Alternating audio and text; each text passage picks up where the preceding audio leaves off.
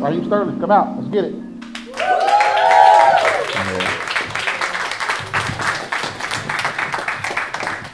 that's right. How you doing? Okay.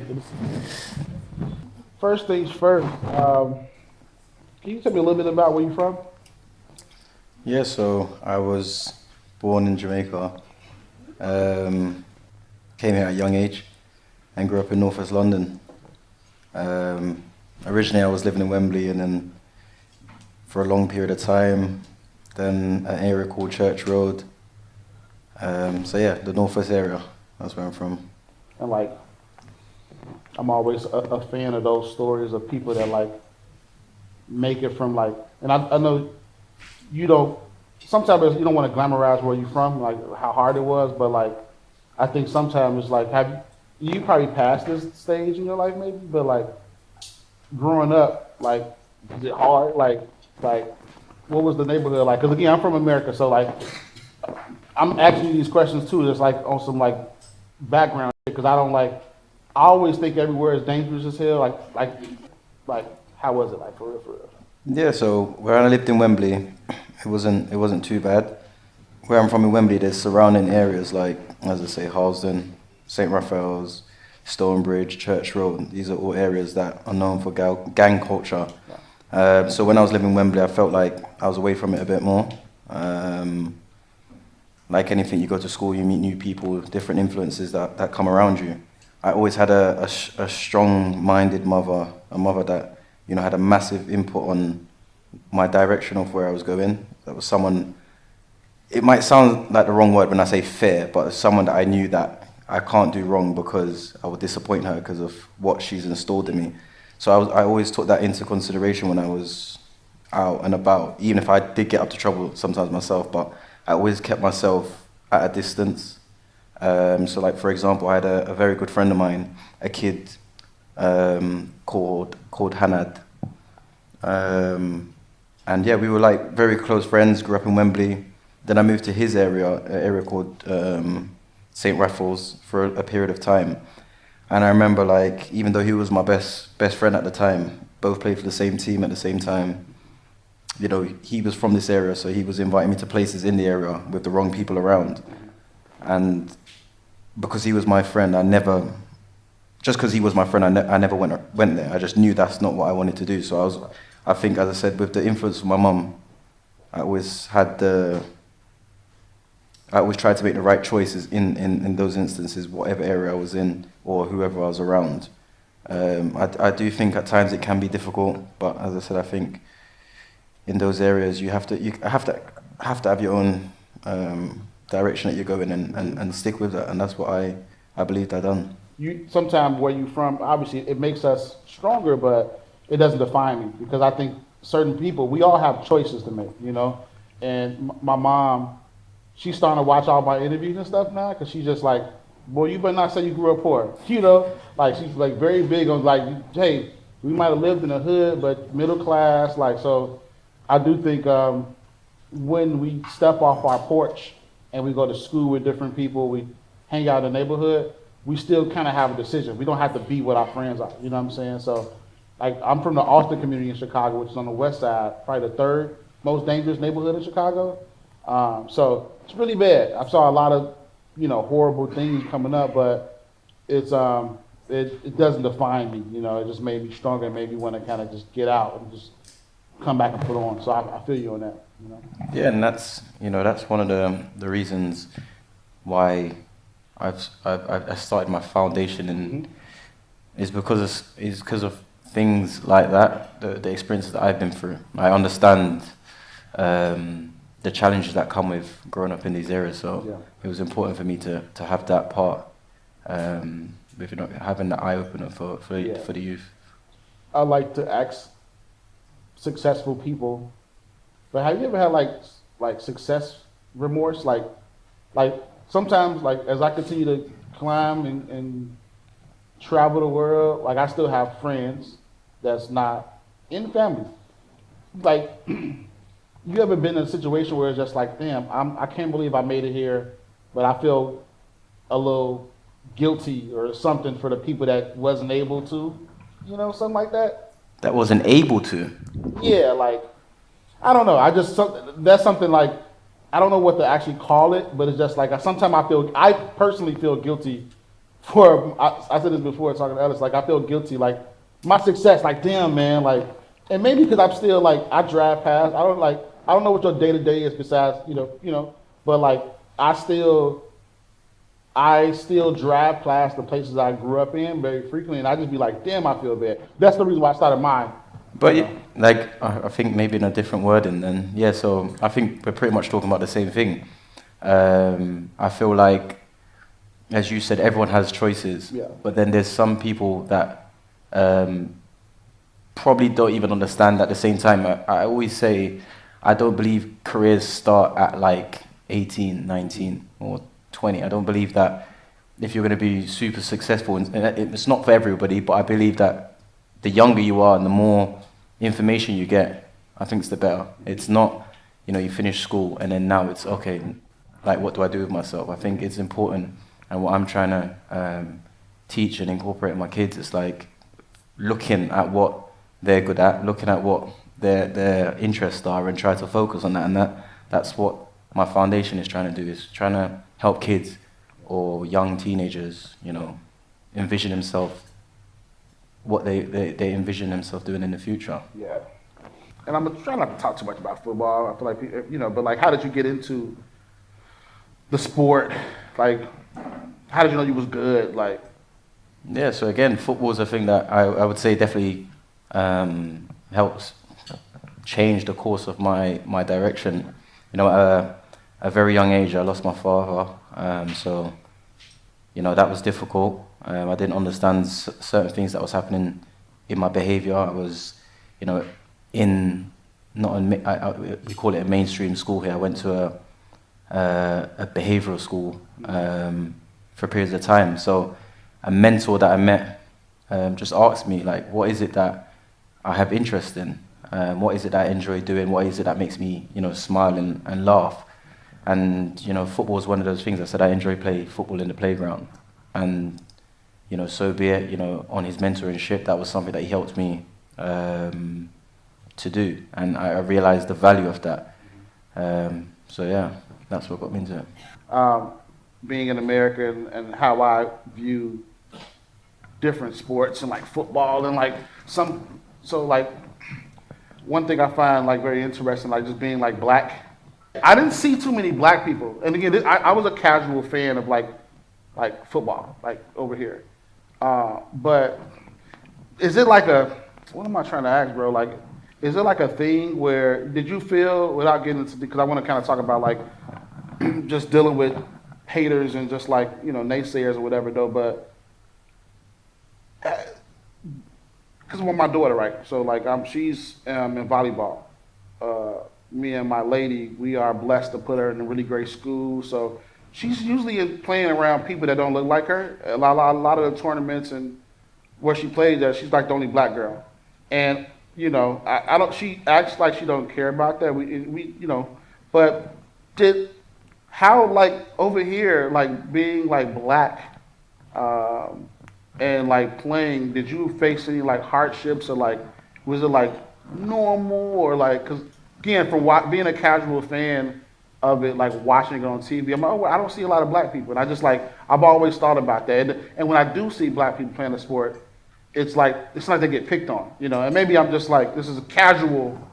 Yeah, I'd say I always say I think in the UK in London, Yeah. growing up in London, I didn't face any of that. I felt it was very multicultural. Whatever teams I went to, yeah, it was predominantly white, but I felt in London that it was a safe place. Yeah. Then I ventured up north to Liverpool, and I think that was a new experience for me. That was the first time I experienced any sort of racism or any thing of the sort. Yeah. Is when I went up there. But overall, I'm facing the same sort of thing now. My son goes to a school that's predominantly white, but when he comes home, his family's black. So I don't think that. Of course, if he starts asking questions, which he hasn't, like his 4 or 5 best friends. They're inseparable, you know. Yeah. So that brings me joy. So Yeah. I think, you know, as much as we give them information and whatnot, but I don't think he's experienced that. So I'm not really bothered about that at the minute. Yeah. No. And then real quick, I want to talk because that's one thing I read and I was like intrigued on your sister, and the role she played in your journey, and you know, coming up. Yeah, no, my sister, man, my elder sister, Lakima. You know, we, as I say, grew up in a single parent home, and she was, how old would Lakima have been? So just trying to give you guys she would probably been in like year 9, so she's probably like 14, 15 max, so 14, 15. She's cooking for me and my little sister. You know, there'll be days she's taking me to training, which is an hour and a half away, hour and a half back. We're getting home 11:30. She's got her homework to do by when she gets in. So, you know, she was pretty much like my second mother while my mom was doing night shifts. And I'm a person like, I never forget anything. Like, not because I'm playing football or whatever, that's just my nature. Like, I feel like if you've done good by me and, you know, I felt your love, like, I will always make sure that I incorporate that back in our adult life. And I've always done it with anyone. You know, my girlfriend right now, been with her since, 12, 13, like people that I hold on to people that I feel have value to my life, and my sister's one of those. She went up and beyond for me, so you know that's someone that I cherish daily. I love it. One thing I was kind of, I know I was your head up a little bit when I was back there talking to you about like dealing with like naysayers and just like people. I like to ask people that because sometimes I get advice like just ignore people, but you know one thing I was telling him back there is as I've been able to drop these sneakers and just like product that people want and sell out fast. I think I say last year. I've been doing this for a long time, but like this sneaker stuff is just a little different, you know, and people just feel entitled to like, I want it, I buy it, fuck you if I can't get it, you know. And the last 2 years, I would say, my shoes been selling out fast, and I'm so used to being personable online. You know, I post my kids. Like I came up in this industry telling everybody everything I'm dealing with my whole life. But when I started dropping sneakers, people would just and they would just lose out on the raffle, or they couldn't buy it because they sold out. I was just like getting attacked online, you know. And I don't have a brand. Like I am the brand. So, when people are mad about it, they just hit me up, you know? So, like, I would wake up, my shoe would sell out, I would wake up and just like, why are thousands of people calling me a bitch today? Like, what the hell? And then I talk to my friends and family that's not really in this world. Just ignore it and put your phone down. I feel you, but I can't talk to you about this. So, a lot of my, like, friends in the industry, because people, different mediums, but everybody deal with this. Like, I go back and forth, like, and I stopped this year, but like, if I could have 2,000 positive comments, 3 people that say something that's very negative about me, I'll go in a DM and be like, man, whatever, and it's just like, I have to stop doing it, because, oh, my bad, I'm a big fan, I'm like, man, but like, how do you, because I feel like your life has been like, in a microscope, like, what I'm saying, like, how do you deal with just like that? I'm pretty sure at this stage, you don't check your phone when it comes to like the social part now, like I'm so over the social media kind of checking and going through and stuff. Like I felt like at an early stage of my career, which I was really interested in, want to know what people think about me, like am I a good player, do I look good, just silly stuff that used to go through your head when you're young. You just want to know what you want, people's validation, like. And then, it's probably after a period that I had with, newspapers, back and forth, just silly stuff regarding myself. And I was just like, it doesn't even make sense anymore I feel like wherever you put your brain, like if I put my brain, like I'm in a bad mood today, like, and you carry that through the day. So I felt like looking at those stuff was getting me angry. I didn't feel like it was justifying how I performed, how I was behaving at the time. I just felt like it was not doing me any good. And there's a lot of the young players in my team now that I see doing that, and I'm like, bro, just trust me. Yeah. Like, it's not worth it. Like, at this moment in time, it's all well and good and everything's going good. What about that one moment or one time that something hits you, then you're going to constantly want to be going back and forth what people think. That doesn't matter. Do you know what I mean? As long as you identify in my life or in your life what means the most to you. It's probably different for you, actually, because, of course, a lot of your stuff is, when your sneakers are online, so you're probably checking a lot more than I would do. Like, I'm just here on a match day on a Saturday or Sunday. Part of it is, like, understanding, because sometimes people or comments, I take that in because I can figure out how to get better. And obviously I have a small team, so I don't have like a social media online checker. Yeah. That's kind of me. So it's a little different, yeah. Yeah, it's a little different, but overall, I mean, you said what it said, because at this point it's just like, I've accomplished a lot. Like, I should stop letting social media get to me how it is. And again, this year I've been really good at it, but I just, I love to see how other people do with it, because sometimes it's just like, and I've gotten my success a little bit later in life, you know what I'm saying? Yeah. So I wasn't coming up like dealing with this, and internet is just a little different now. And sneakerheads are just like, this shoe is just different. You know what I'm saying? I just feel like the internet is, especially socials and stuff, it's just a different world. As long as you understand your world and you understand what truly matters, like, it might sound easy to, like, for me to sit here and say that. Of course, like, I can't tell you the last time I've looked at a comment. That's a beautiful place to be at. Yeah, like, it makes no sense for me, like, because I know for sure I'm gonna see something I do not like, and it's gonna probably annoy me, not probably change my day, but it's what's he? Like, it makes no sense putting myself in that headspace, really. Yeah. Community. I know you're really big on that. You talked about your nonprofit a little bit. You want to go into a little bit more detail about what you got going on and why?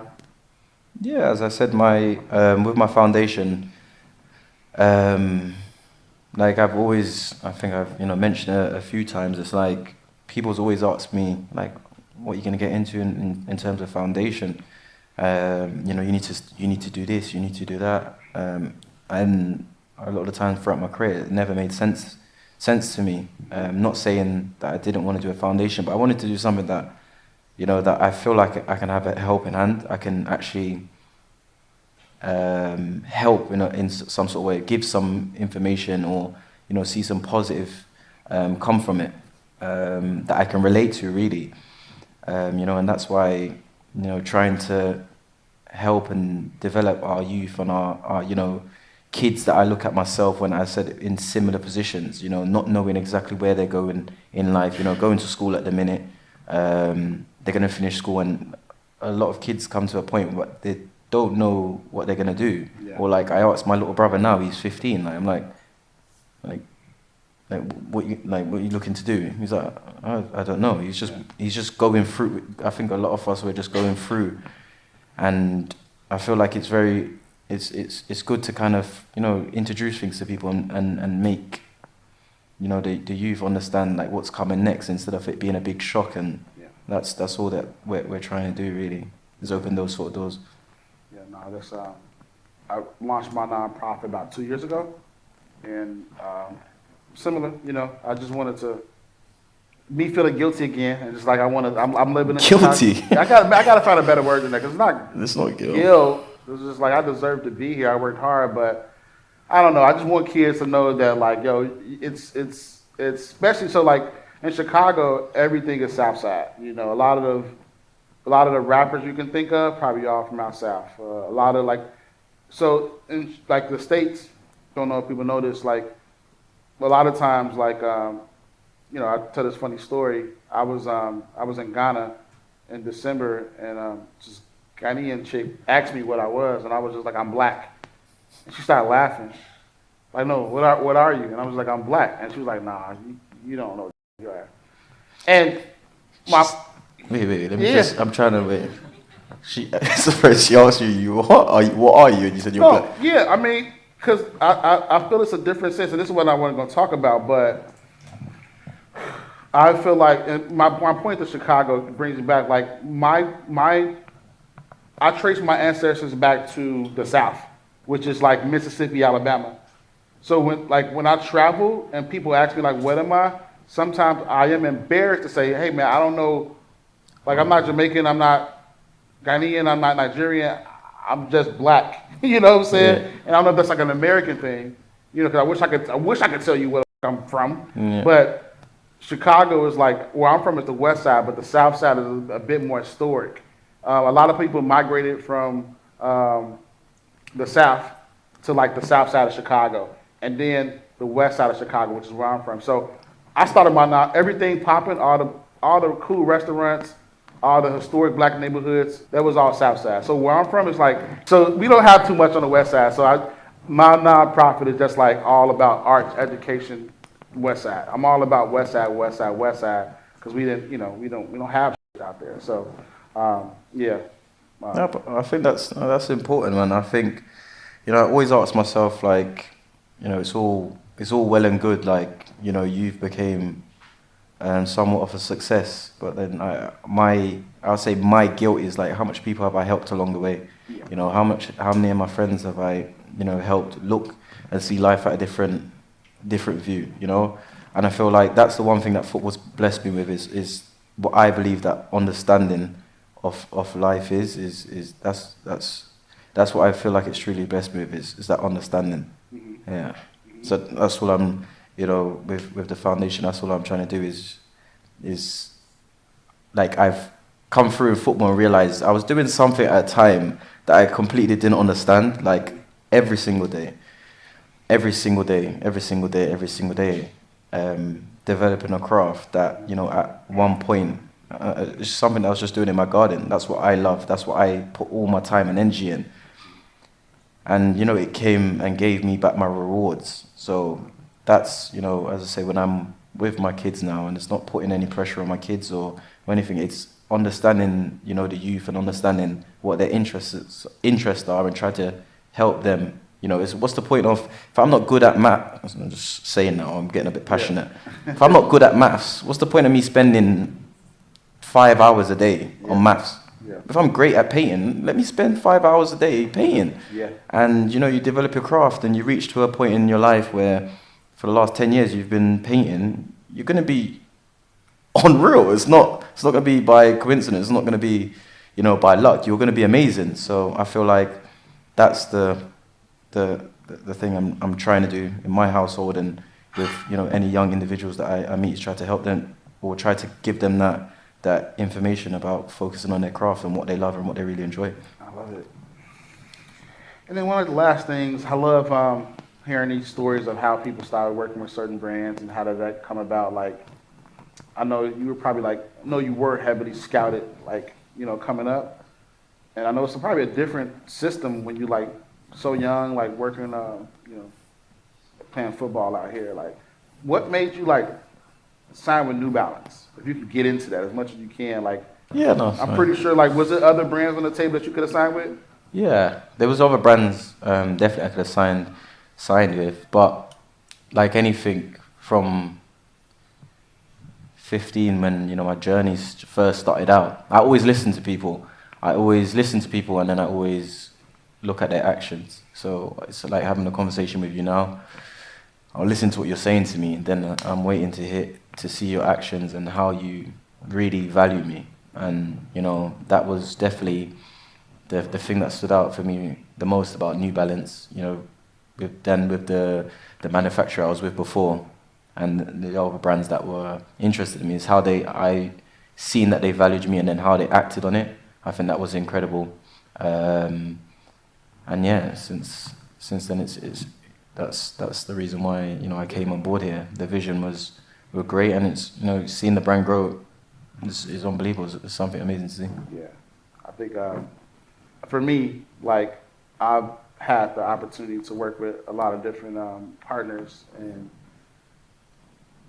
when it comes to New Balance, I finally felt like I had a space to create. Even things like this, what we're doing right now, a lot of times brands they have these programs and they just it's these big moments where it's a big media push to announce it, but nobody ever tell the story about when they like cut it because of budget or whatever. So I think you know, when I told a lot of my friends, like, I think I'm about to get in bed with New Balance, about 95% of them was like, I'm tripping. Like, you know where you from, bro? This is not a New Balance city. Yeah. And I got a lot of flack from, like, my close friends that think I was doing the wrong thing, but, like, I'm making them all eat their words now. You know what I'm saying? It's important to, like, kind of echoing what you're saying, like, watching a brand, like, practice what they preach. You know what I'm saying? Because when a brand wants to work with you, they always say things that sounds good. Some of it is on paper, some of it is not. But I think sometimes you got to let time kind of just go and see, like, oh, we really are. This is like the second, almost third year that we've been doing conversations amongst us, and like, it's just very important. I'm really big on like not having like a Black History Month.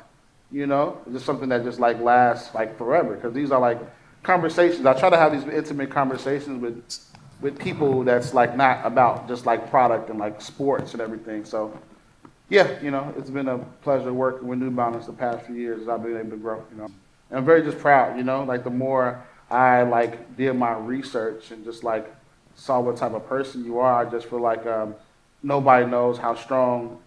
That's why I wanted to ask you that question about how you deal with like haters and like like do you can you name a time where you had to deal with like adversity and like you kind of got over it, like that hard something that happened in your life that was like hard that you kind of just got over, and you just like looking back, you just can't believe that you like got out that jam mentally or Ooh.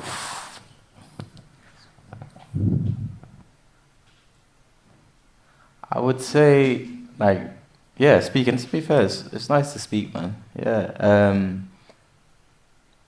I would say a time where I was feeding my ego.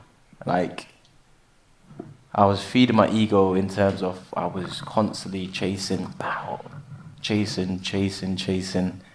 It was a massive learning curve, and then it's made me grow as a person. It's like there's what the ego wants and then what Raheem wants. That it's like, yes, this is your career, but at the same time, everything else that comes with that, I feel like I was kind of having everything else in the back seat in terms of family, in terms of, myself, my career.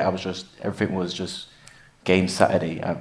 Like my son's birthday, or I can't come out of the house because of this. And I just felt like it just giving me that moment, giving me a time to really evaluate what really matters the most. It's not to say I didn't value it, but it's to make sure that those priorities, I'm making sure I'm keeping on top of those as well, because it can get very easy to get lost in chasing stuff and not focus on what's here, because once this is finished, this is hopefully, if you haven't damaged it, mm-hmm. it's still going to be here. Your family, your unity is still going to be here. So I feel like that difficult period in my life, I'd say it's helped shape me for the better outside of football and inside of football as well. I have a 10-year-old and a 10-year-old daughter and a 1-year-old son, and it's so crazy, man. Like I'm here, so I'm like left them, with my girl back in Chicago, and I'm gone for like 5 days, and it's just eating me up. I FaceTime my son, and my daughter as much as I can now, and it's so crazy. Like coming up, I was just hustling. I was like to come up, I was always moving around. Now that I'm a little bit more stable, like being gone for like 5-6 days eats me up, because I want to like make sure I don't miss nothing. Like his first time using the potty, my daughter like games I'm starting to miss, and I was thinking to myself like I'm glad I'm not no fucking athlete, man, because like how do y'all like deal with being away so long? That would eat me alive. Can I say something? I've never been there for any of my kids' first steps. That would fuck me up.